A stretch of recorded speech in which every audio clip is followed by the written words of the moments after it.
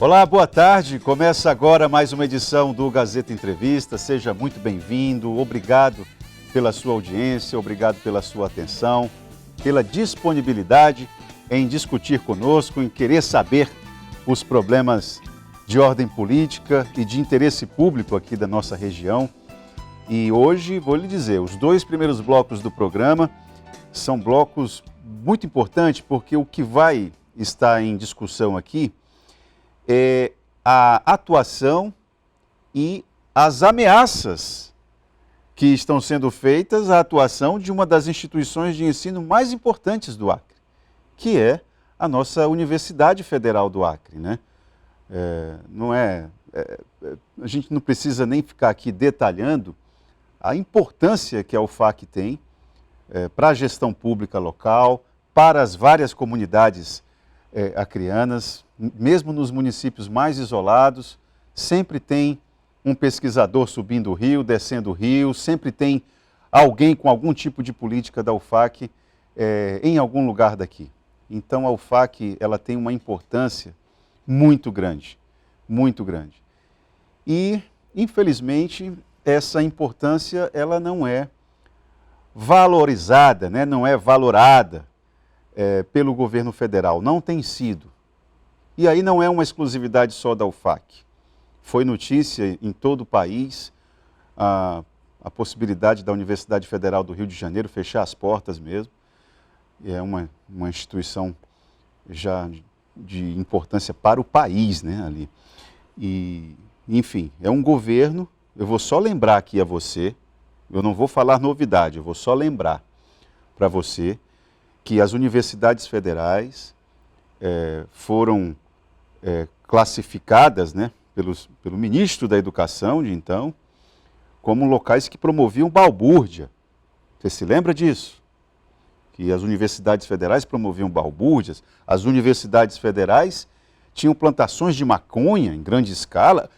Isso foi dito pelo ministro da Educação e semana passada vazou um áudio do ministro da Economia falando algo semelhante a respeito de maconha, produção de maconha. Veja só, e eu não sei se você percebeu nos noticiários a respeito da Covid, quantas universidades e centros de pesquisa federais têm auxiliado, têm contribuído com pesquisas, com informações qualificadas a respeito dessa doença danada. As universidades federais estão muito além de quem está dirigindo a educação no país. Muito além. Muito além. Agora, quem decide, está decidindo e está cortando. Está inviabilizando, está fazendo uma espécie de desmonte de toda a estrutura de ensino superior federal, público. Eu vou conversar aqui agora com a reitora da Universidade Federal do Acre, a professora Guida Aquino. Professora Guida, boa tarde, seja bem-vinda aqui ao programa Gazeta Entrevista. Boa tarde, Taan. É um grande prazer estar aqui com vocês, podendo, né, falar um pouco da situação da nossa UFAC, das nossas co-irmãs, né, as 69 universidades federais que estão aí ameaçadas no nosso país, né, com esse orçamento tão cruel nesse momento de pandemia. Professora, eu queria entender o tamanho do problema especificamente relacionado à nossa Universidade Federal do Acre. Qual era o orçamento que a senhora tinha aí na Universidade Federal do Acre e qual foi o tamanho do corte agora? Então, nós, comparando o orçamento, se a gente comparar de 2014 para cá, entre orçamento de investimento e custeio, nós tínhamos cerca de 73 milhões, né, sendo 27 milhões para investimento e 45 milhões para custeio, que é toda a manutenção da universidade, energia, contratos de limpeza, segurança. E esse investimento teve uma queda brusca a partir de 2017, onde ele passou de 27 milhões para 6 milhões. Então, de 2017 para cá, nós temos tido um orçamento, né, uma diminuição brusca, tanto no que se refere a investimento quanto ao custeio da universidade. E hoje, 2021, se a gente fizer a evolução desse orçamento de 2014 a 2021, nós tivemos aí uma queda de mais de 50%. Para ser mais precisa, 52%. Então, hoje, o orçamento da universidade em 2021, da UFAC, é cerca de 37 milhões para custeio e apenas 820 mil para investimento.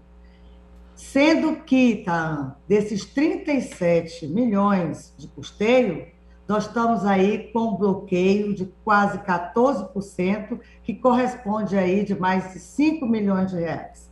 Então, além da redução, né, que tivemos aí brusca do orçamento, também estamos aí com um bloqueio de mais de 5 milhões.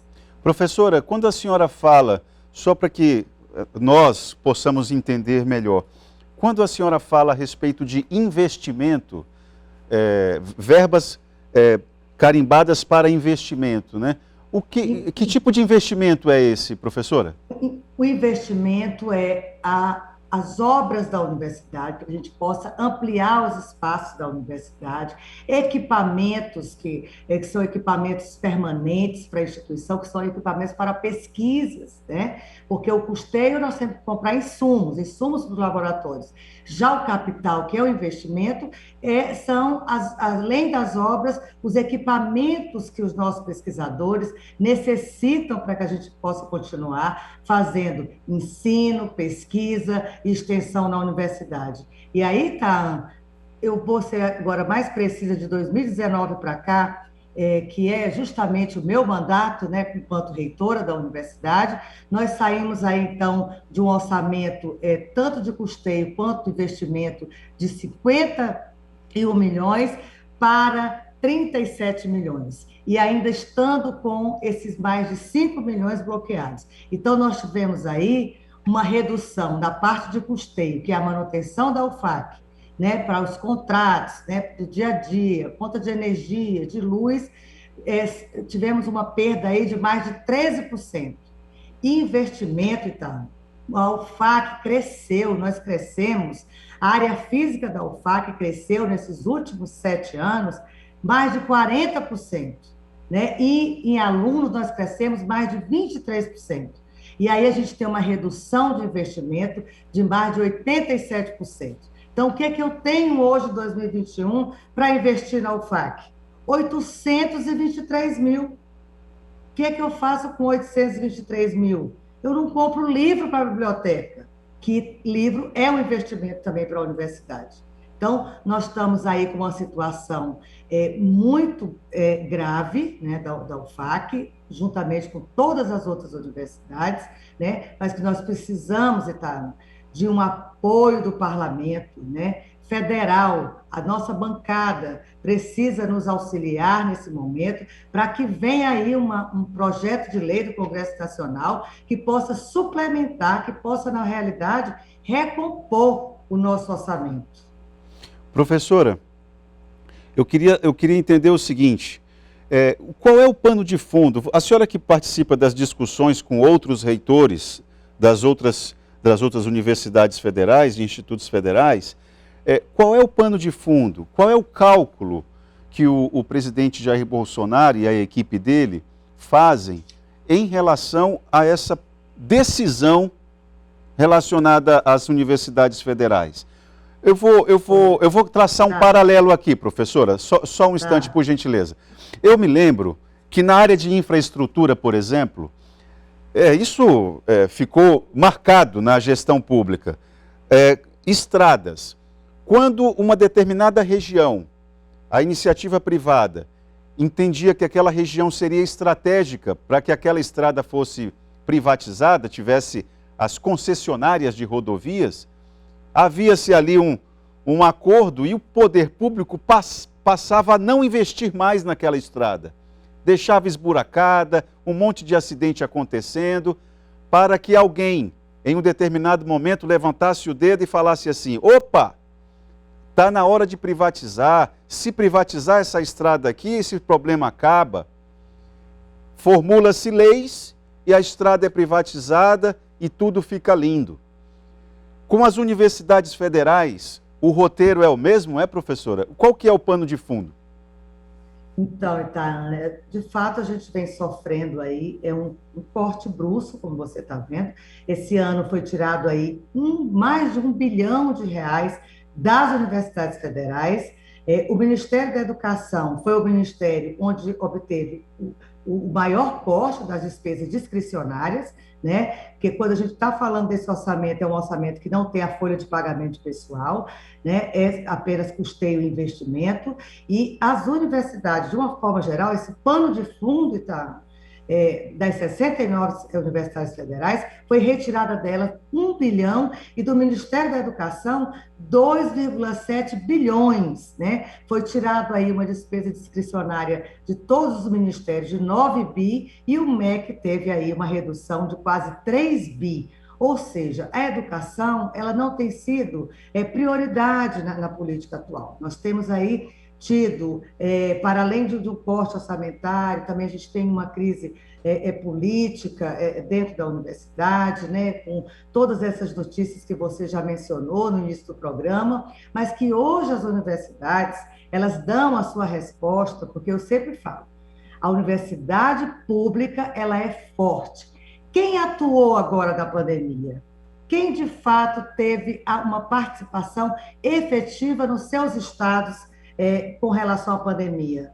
Hoje, pelo menos, 3 universidades federais estão aí desenvolvendo vacinas. Temos aí mais de 1.200 pesquisas em andamento, né, com relação à Covid. A gente sabe que a pandemia ela pode acabar, o vírus não. E a gente precisa continuar com as pesquisas. Os nossos hospitais universitários, que o Acre agora está lutando para ter o seu, a UFAC, nós queremos um hospital universitário, porque esse não é um projeto da gestão da Guida, nem da Universidade Federal do Acre, é um projeto da sociedade acreana em tempos de pandemia. Nós vamos precisar de um hospital federal, de um hospital que atenda, né, com qualidade, que faça ensino, pesquisa e extensão. Então, hoje no país, nós temos 50 hospitais universitários. Todos eles estão atendendo a Covid, estão atuando na pandemia, uma assistência qualificada, ou seja, as universidades federais têm tido uma participação efetiva na pandemia e eu volto a repetir, tá? Nós somos fortes, a sociedade tem credibilidade na universidade pública. Eu tenho certeza que a sociedade vai abraçar, mais uma vez, esse momento que a gente está vivenciando, porque todas as vezes, é o meu 3º ano de mandato, tá? É o 3º ano que eu venho ao seu programa, aqui na Gazeta, se não for o seu programa, é outro, que eu chamo a coletiva aqui, como fiz sexta-feira, que dei ciência à comunidade acadêmica através de uma carta na página da UFAC na quinta-feira, ou seja, é o 3º ano de luta, mas a gente já vem aí o decorrer de mais de 5 anos, né, tendo esse pano de fundo aí, essa redução do orçamento, tanto no que se refere a custeio, quanto a investimento nas universidades públicas federais. Professora, a senhora fez referência a um momento estratégico para que a bancada federal haja de forma, como nós dizemos aqui no Acre, como bicho de rumo, né? Todo mundo junto. E aí, professora, a senhora teve algum parlamentar que telefonou para a senhora, que demonstrou interesse, que demonstrou a possibilidade de unificar forças para poder colocar a Universidade Federal como um ponto forte da agenda deles? Teve esse movimento ou não? Então, teve sim, já de alguns, até porque como se fechou toda esse cenário na quinta-feira, foi quando todos nós, reitores, já começamos a dar ciência à nossa comunidade, né, a colocar nas suas páginas. O presidente da Andifes ficou dando entrevistas com várias coletivas, vocês viram que saiu na Globo, saiu em outras redes, para que a gente pudesse dar ciência à sociedade, né, e a vocês da imprensa.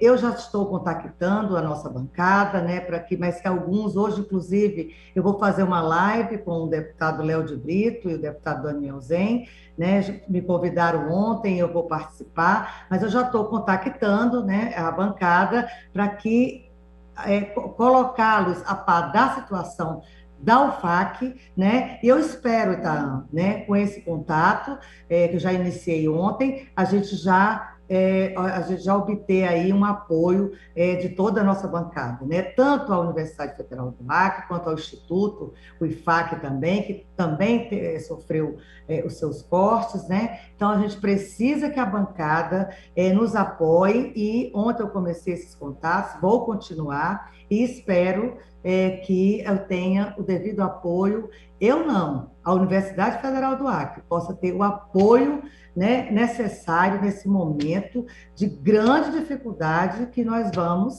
estamos e vamos passar caso esse orçamento não seja revertido. Professora, a senhora classificaria essa gestão do Ministério da Educação como a mais desastrosa dos últimos anos? Porque eu não tenho referências a respeito de uma situação tão grave como a que nós estamos vivendo agora. Todos os presidentes, em maior ou menor grau, que eu tenho recordação, desde Sarney, passando por Collor, Itamar, Fernando Henrique Cardoso, que paradoxalmente é uma das pessoas mais odiadas na academia, professor Fernando Henrique Cardoso, ele que é um intelectual, mas tratou o ensino superior de uma maneira bem complicada. Aí teve Luiz Inácio Lula da Silva, teve Dilma, teve Temer. E aí, professora, como é que a senhora classificaria a atual gestão do Ministério? A gente teve, de fato, aí, acompanhamos um pouco dessa trajetória da política da educação no nosso país, e tivemos um momento de 2002 até 2013, né?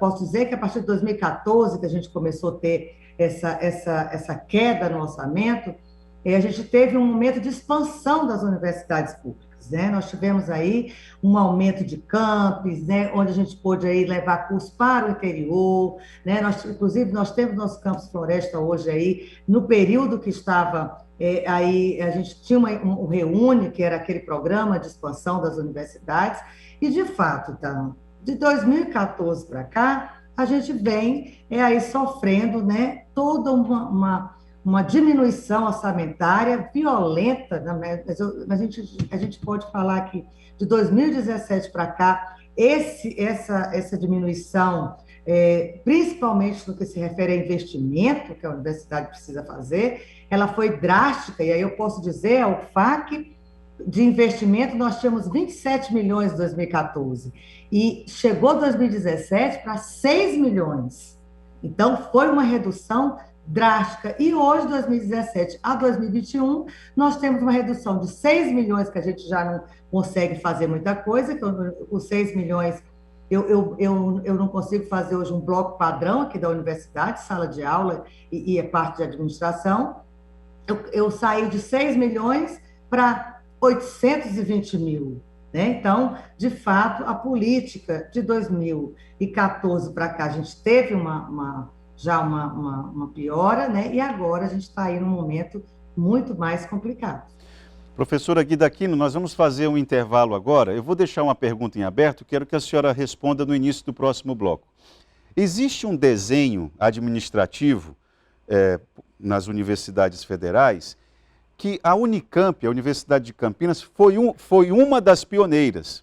Eu vou citar a Unicamp porque lá esse modelo entrou com muita força, que foi a entrada do capital privado nas universidades federais. Isso é um ponto muito polêmico, e lideranças políticas e lideranças intelectuais aqui do Acre debateram um pouco esse cenário, ainda ali no finalzinho da gestão do professor Jonas, já depois do professor Jonas, isso entrou ali com com o então senador suplente Nessibá Machado, que trouxe esse debate para a UFAC, a respeito da entrada do capital privado nas universidades federais. E aqui, como é que a nossa UFAC iria estar nessa fotografia, né? Como é que seria isso aqui? Essa ideia de entrada do capital privado, é a pergunta que eu deixo para o próximo bloco. Na sua avaliação, é algo que seria, digamos assim, estratégico ou seria perigoso num momento como esse para as nossas universidades federais, professora? Ou, ao contrário, nenhuma coisa nem outra? Queria que a senhora respondesse isso logo após o intervalo. Daqui a pouquinho, a gente continua a conversa com a professora Guida Aquino.